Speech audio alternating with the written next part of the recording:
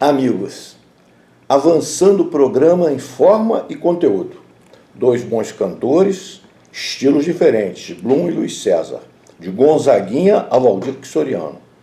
A psicóloga Sandra Santos e os problemas que afetam policiais e negros. Montanha com notícias das ruas. Bolívar Meireles, Irã Rodel e Mauro Burlamac atacando os nossos problemas, com independência. O professor Jairo Pilates, sucesso. Neste número abre espaço para o professor Ricardo, com técnicas de yoga em casa. Francisco Assunção traz-nos a poesia que toca o coração. Luiz Mário, notícias e problemas dos trabalhadores e sindicatos. Política e história neste número, com a lembrança triste do ano de 1964. Golpe, revolução, ditadura ou regime terrorista? 1964, as origens. Análise sobre aquela data e período. Logo antidemocrático e terrorista, algo provado pela história. Atualmente, uma pandemia atinge o Brasil. Confusão quanto a soluções e métodos de combate. Bolsonaro na posição de médico especialista contra a OMS. As mortes chegando a 40 mil. Bolsomilicianos pressionados, recuando do golpe pretendido, mas em seguida avançando à direita antidemocrática. O ilegal e ilegítimo presidente à frente, militares ao lado, ameaças sobre todo o povo. E ainda editando-se uma MP que permite ao MEC indicar reitores durante a pandemia. Isto depois de desistir-se da ocultação quanto ao número de mortos pelo Covid-19 no Brasil. O PIB afundando, a dívida externa pública transbordando, indústrias quase inexistentes, as poucas estrangeiras, inflação, sabe-se lá quando explodirá, instituições permanentemente ameaçadas. E ainda demonstrações de milicianos armados, estilo Mussolini e Hitler, o ilegítimo presidente a dizer e desdizer-se, eminente professor a considerar que o Brasil derrete como um sorvete. O que fizeram essas elites traidoras com o nosso país? O que estão fazendo com o nosso povo?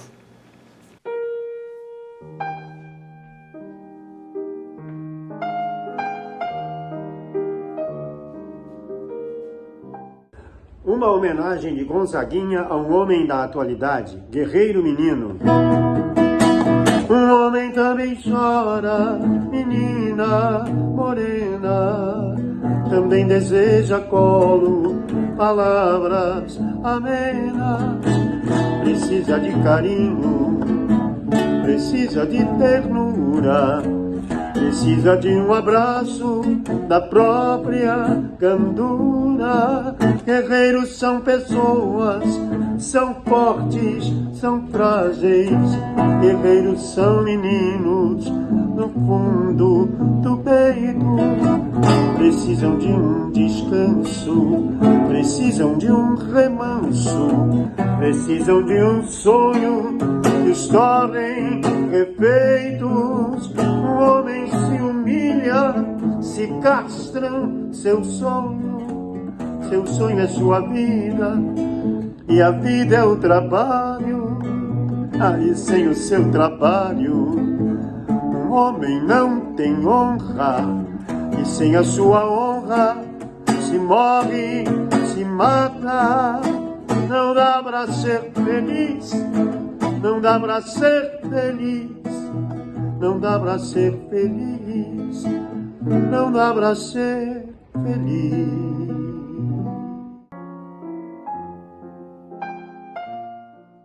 O meu fato em destaque hoje é para nós estarmos muito atentos quanto a movimentos tipo fascista, não é? Digamos assim, profundamente autoritários e golpistas dentro do palácio com seu Bolsonaro e nas ruas incentivando esses grupos, não é?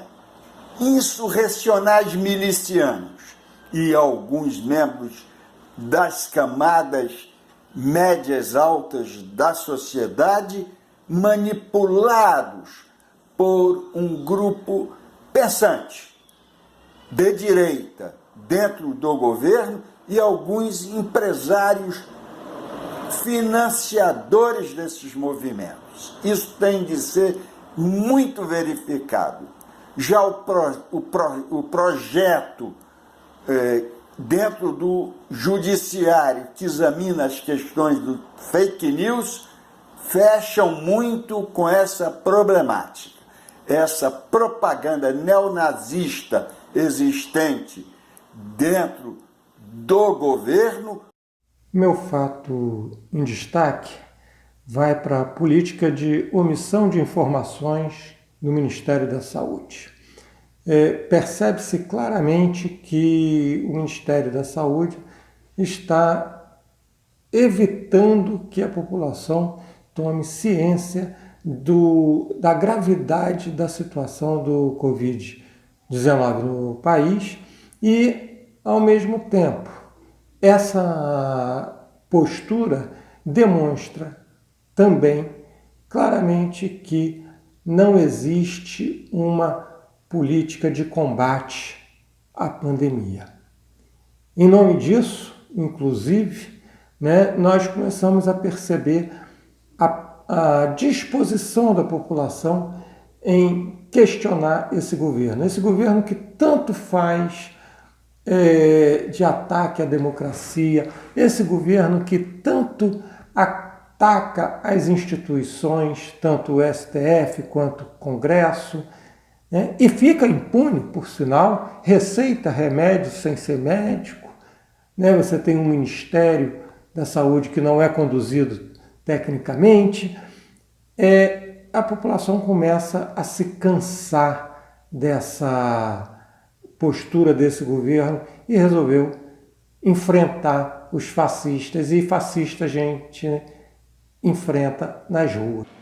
Bom, o meu fato em destaque nas últimas semanas, nos últimos dias, foi a passeata do dia, creio, 7 de junho, as passeatas dos movimentos democráticos em vários lugares do Brasil. Não passarão! Fascista! Fascista! Não passarão! Fascista! Fascista! Não passarão! Dando um contraponto àqueles movimentos antidemocráticos em que Bolsonaro aparece como ministro da Defesa, de helicóptero, dando respaldo a gritos contra o Supremo Tribunal Federal, contra a democracia, pelo AI-5 e daí por diante. Sai fora! Sai fora! Sai fora! Sai fora! Sai fora! Fascista sim! Houve uma passeata no dia 7/6, uma passeata não, vários movimentos, várias passeatas, várias demonstrações em vários lugares do Brasil que mostraram muita maturidade dos democratas. O assunto foi discutido, Luiz Soares teve uma opinião, Boulos outra, a Anita Prestes colocou outra opinião, nós colocamos, houve discussões nas redes sociais sobre isso. Os democratas foram às ruas e disseram a Bolsonaro claramente: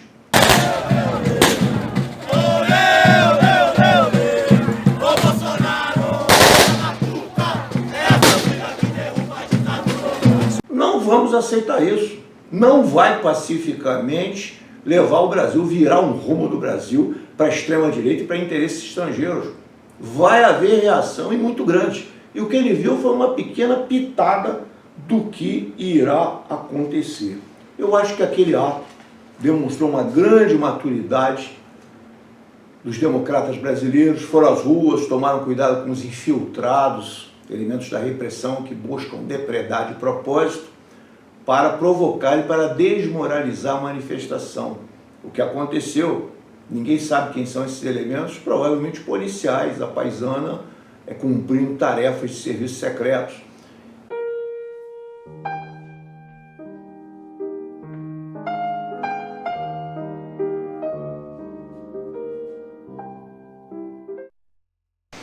Fala, rapaziada, caminhando Jornal TV, aqui quem fala é Everson Montanha, aqui da Foz das Ruas, diretamente do Hemorrio, aqui no centro do Rio. E só fazendo um alerta, gente, a necessidade de doação de sangue, né? O Hemorrio estava fazendo uma campanha, né? Descubra se você pode ser doador de sangue. As doações de sangue estão muito fracas, né? Já eram fracas no tempo normal, em época de pandemia está muito mais fraca ainda. E o que você precisa saber para você doar, né? Você precisa estar bem de saúde, né? Tem que apresentar um documento oficial, né? Um documento com foto. Tem que ter 16 a 69 anos, é possível você doar. Tem que pesar mais de 50 quilos, né? Ter repousado pelo menos 6 horas por dia. Não pode ter feito uso de drogas na vida, nem ingerir bebidas alcoólicas um período de 12 horas, né? As grávidas também não podem doar também. E nem pode ter tido contato sexual nesse período, né? Por conta da questão das doenças e tudo mais. Beleza? Aqui quem fala é Everson Montanha. Um grande abraço aí pro pessoal do Caminhando Jornal TV. E a gente se encontra no YouTube. Um grande abraço.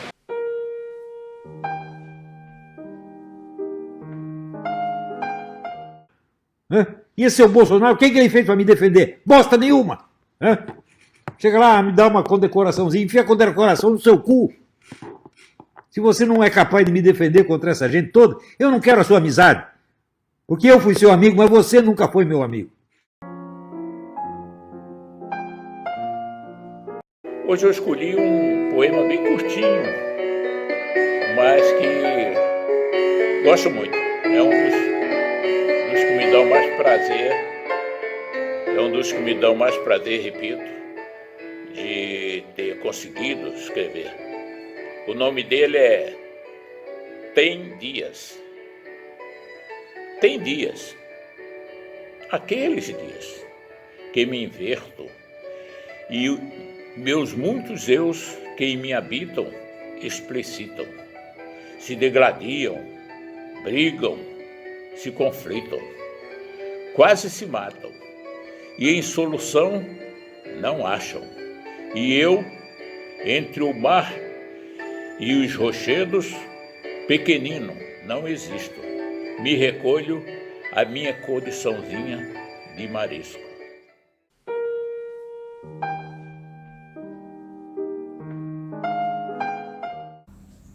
É um momento de, mais do que nunca, a Petrobras cumprir seu papel social e ajudar o povo nesse pânico que é a pandemia.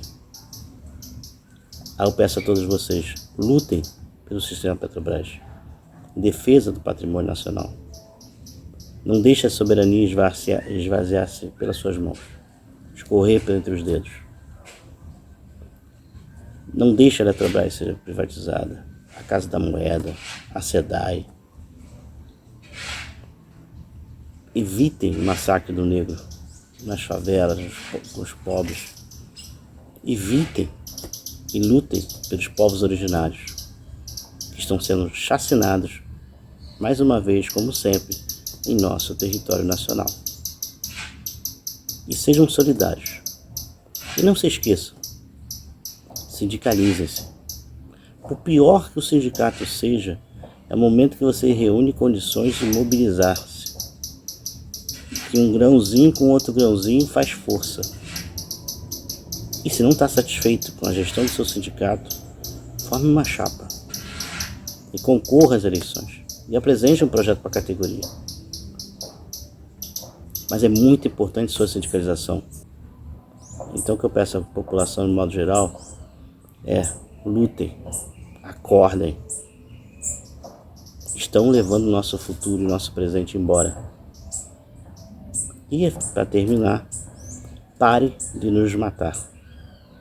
Divulguem esta e as demais matérias do Caminhando. Muito obrigado pela oportunidade a todos.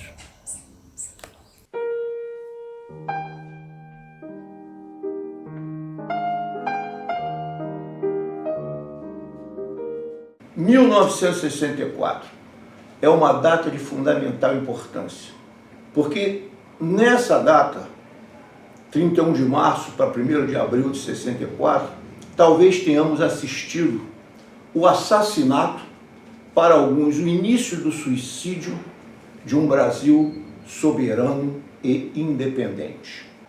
E temos aí uma segunda questão.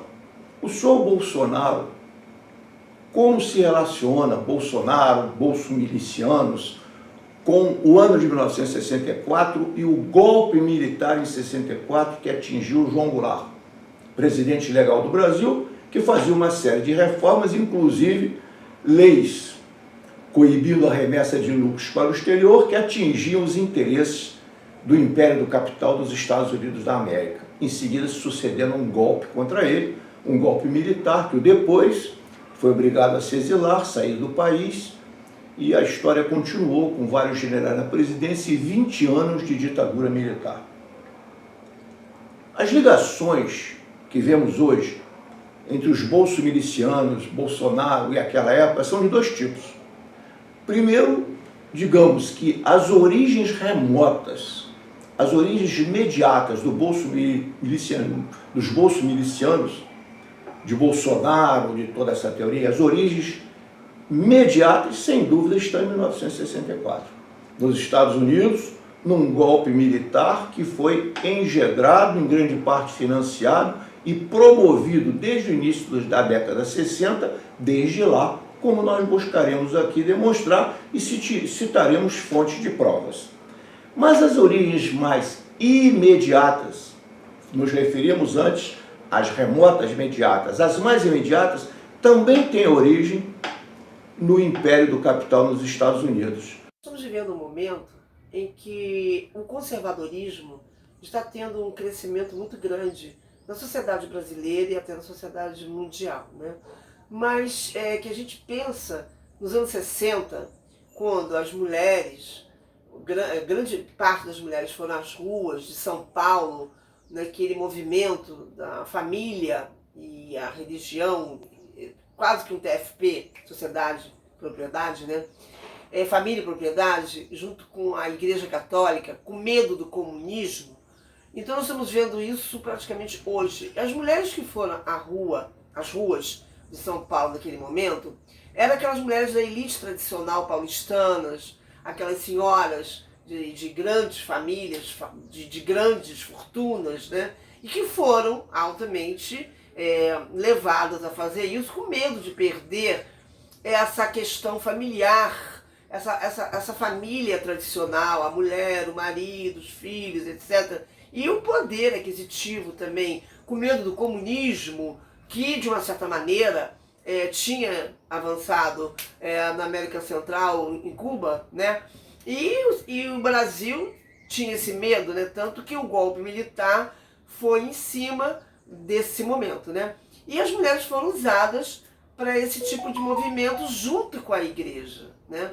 E hoje, de uma certa maneira, esse slogan, Deus acima de tudo, pátria, não sei o quê, está sendo muito utilizado da mesma maneira. Quer dizer, nós estamos vendo esse imperialismo americano atuando novamente.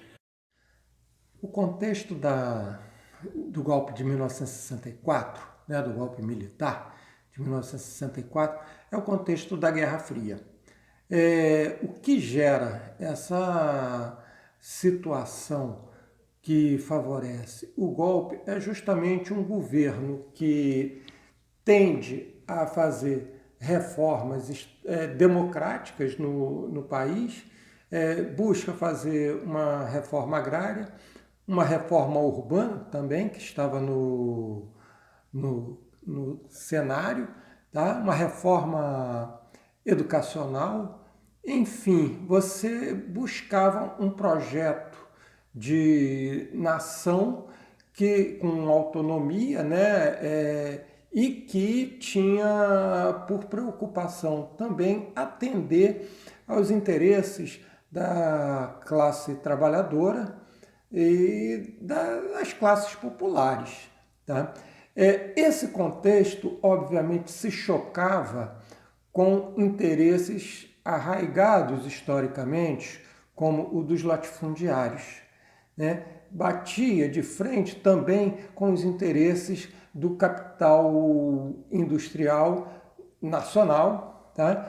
E, obviamente, essas duas grandes forças políticos e econômicas, elas tinham como principal aliado o imperialismo. E que imperialismo? Principalmente o imperialismo norte-americano. O golpe de Estado de 1964, que se efetivou no Brasil, é fundamentalmente um golpe da articulação dos grandes monopólios nacionais e internacionais, tendo o Império Norte-Americano pela retaguarda. Havia sido instalado já no pós-guerra a questão da Guerra Fria, através de um discurso do Churchill lá nos Estados Unidos, e através disso o Brasil foi buscar também, por uma parcela da direita militar, depois da guerra, que se forma, da mesma forma que se forma uma esquerda militar, alguns conscientes da necessidade de fazer uma revolução de caráter socialista no Brasil, e outros com a visão democrática e burguesa, mas no sentido da defesa dos interesses do patrimônio nacional. Então, se colidem esses dois grupos,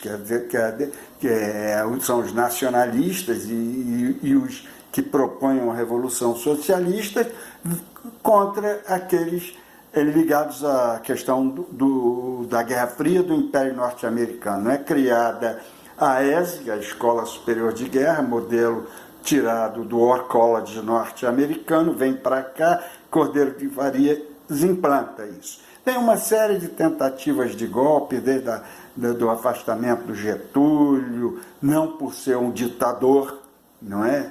Terrível que foi, mas pelo fato de ter resíduos nacionalistas que feriam os interesses norte-americanos. Sobre o golpe de 64. Impossível referir-se ao golpe civil-militar de 1º de abril de 64 sem uma referência ao papel do governo João Goulart, então deposto. Não tenho dúvida em afirmar que foi o presidente mais progressista que tivemos no Brasil. Foi o único que, embora representante da burguesia, tomou medidas concretas no caminho das reformas de base, a principal demanda das forças progressistas da época. Isso apesar da resistência do grande capital internacionalizado e dos latifundiários, que dispunham de maioria no Congresso Nacional. Jango chegou a assinar, em janeiro de 64, o decreto que limitava a remessa de lucros das empresas imperialistas sediadas no Brasil.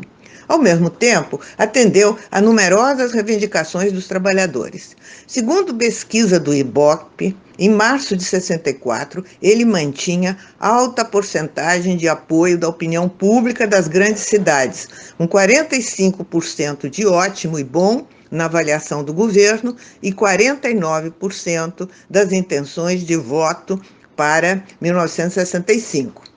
As medidas adotadas por Jango, apesar de inegáveis vacilações da sua parte, enfureceram o grande capital nacional e, em particular, o imperialismo, que partiram para a conspiração altamente financiadas por eles, visando a deposição do presidente. Foram criados os famosos institutos IPES e IBAD, profundamente estudados por René Dreyfus, e a grande imprensa, assim como a alta hierarquia da Igreja Católica, se mobilizaram em apoio a essa conspiração, cujos principais executores foram as Forças Armadas. Tudo isso hoje está bem estudado e documentos então secretos dos governos dos Estados Unidos são hoje conhecidos e o confirmam amplamente.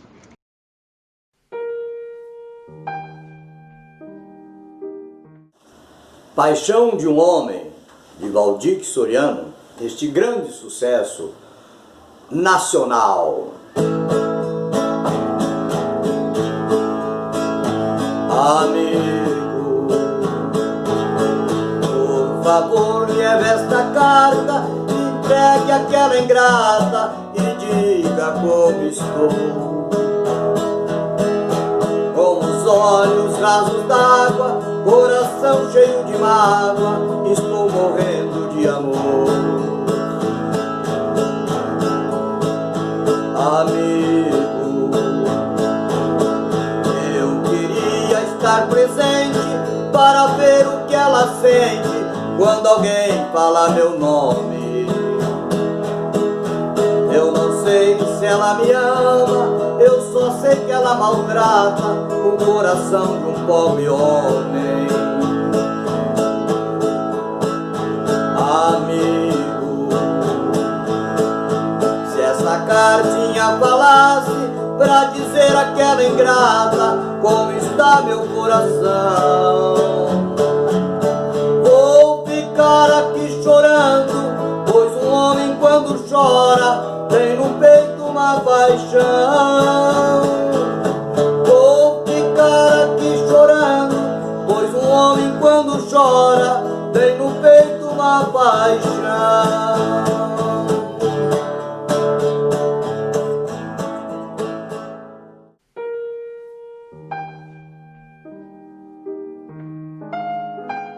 É que o Modecon, que se reúne semanalmente às segundas-feiras, a partir das 17 horas, vai certamente retomar as suas atividades tão logo se supere essa quarentena imposta pelo coronavírus, pelo novo coronavírus.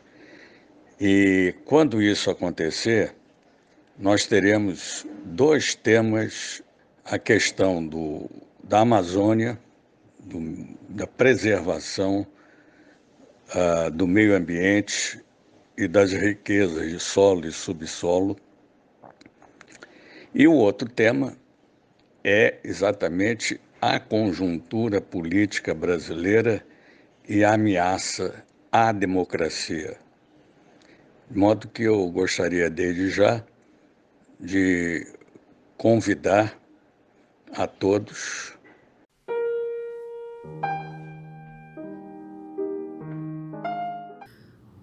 Eu sou colaboradora do Caminhando Jornal TV. Hoje estou aqui para falar de um assunto bastante complexo, que é o racismo. Primeiramente dizer que toda vida é importante, não importa a cor da pele, né? E também dizer que o racismo é explícito a todo momento na nossa sociedade de desigualdade, porque nós vivemos o tempo todo nessa sociedade de desigualdade. Quero falar com isso que, no tocante às mortes de pessoas negras por pessoas brancas, está em vista agora esse acontecimento lá nos Estados Unidos, onde um negro foi assassinado por um soldado branco. Eu quero dizer que aqui no Brasil e aqui no Rio de Janeiro, sobretudo, negros, pobres, falta ar, falta comida, falta saneamento básico, falta qualificação e reconhecimento da sua humanidade. Penso que uma das classes mais abatidas pela negritude sejam os policiais. Os policiais, se você notar, a grande maioria são negros. E eu gostaria de apontar a necessidade de um acompanhamento psicológico.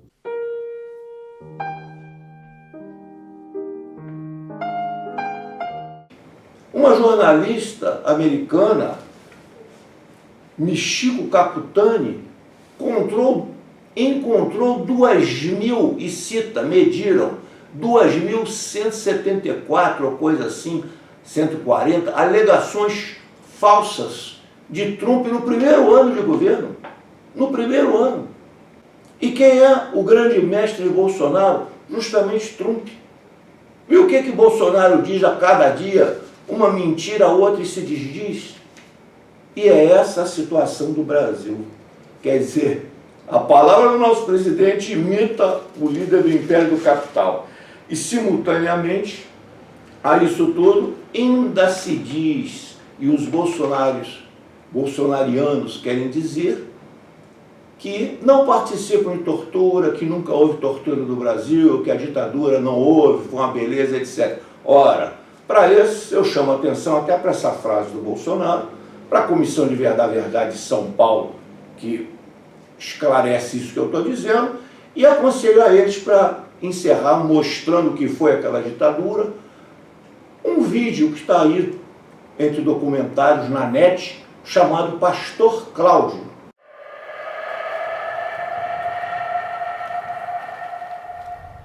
Eu morreria com os segredos que eu sei.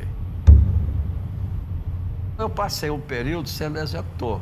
Então a gente chegava, aqueles dois, a gente já sacava e executava. Eu saquei e atirei na cabeça dele. Nós temos muitos que foram atingidos pela violência do Estado. Veras foi executado por mim. Nestor Veras. Esse daqui foi incinerado em Campos. Em que ele próprio, torturador, que se tornou pastor, confessa uma série de crimes, desaparecimentos, etc., por ordem da ditadura. E aconselho a outros ainda. Aconselho aqueles que gostam de ler As Ilusões Armadas, de Hélio Gaspari, que mostram que os próprios presidentes da República militares ordenaram e permitiram torturas e assassinatos. O senhor Hélio Gaspari, jornalista famoso, está aí. E para aqueles que ainda duvidarem, eu aconselho o livro A Casa da Vovó, do jornalista Marcelo Godoy, que mostra como eram feitas as torturas, onde eram feitas as torturas e confissões de vários torturadores. Então está aí referências para começar a pesquisar aqueles que descaradamente dizem que 1964 não foi ditadura, foi dita mole, que nada aconteceu, que é tudo mentira, etc, etc.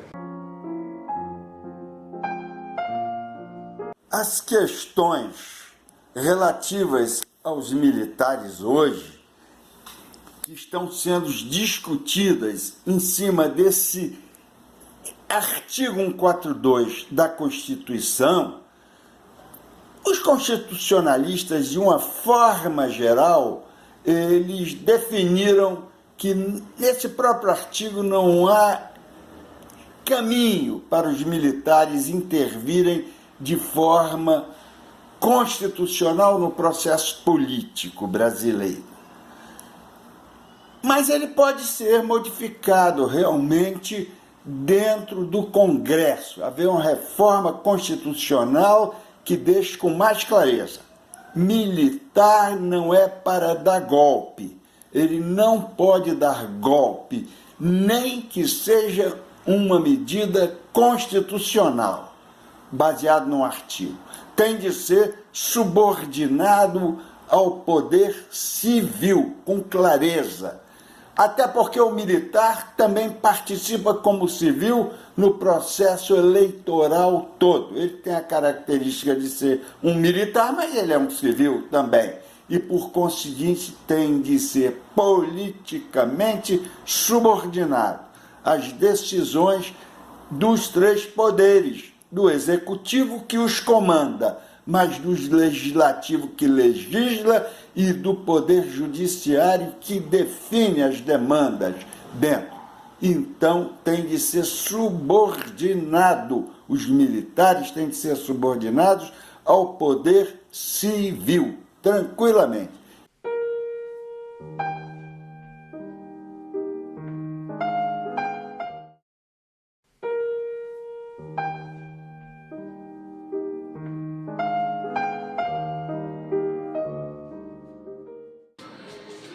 Boa tarde a todos. Vamos agora fazer a nossa prática de yoga. A yoga é muito importante para o equilíbrio físico e o equilíbrio mental. Independente de idade, independente de forma física, ela ajuda muito a que você mantenha a longevidade da sua vida. Vamos iniciar com o exercício de respiração, mas antes a nossa saudação inicial, que é o Namastê. O meu coração saúda o seu coração. Vamos fazer uma prática respiratória que nós chamamos de respiração do balão. O balão enche e o balão solta. Então nós vamos sentar numa postura que é chamada postura de lótus. Quem não puder pode ficar com a perna esticada. E vamos colocar primeiro a mão direita e depois a mão esquerda em cima do abdômen.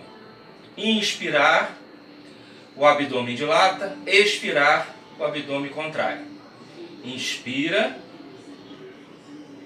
Expira. Inspira. Expira. Isso ajuda muito para controlar a ansiedade. Agora vamos fazer uma postura, um asana, que é uma postura da vaca e do gato. Mas antes, vamos alongar os nossos tendões para cima e conta. 1.000, 2.000, 3.000, 4.000, 5.000 e volta. Fazer isso de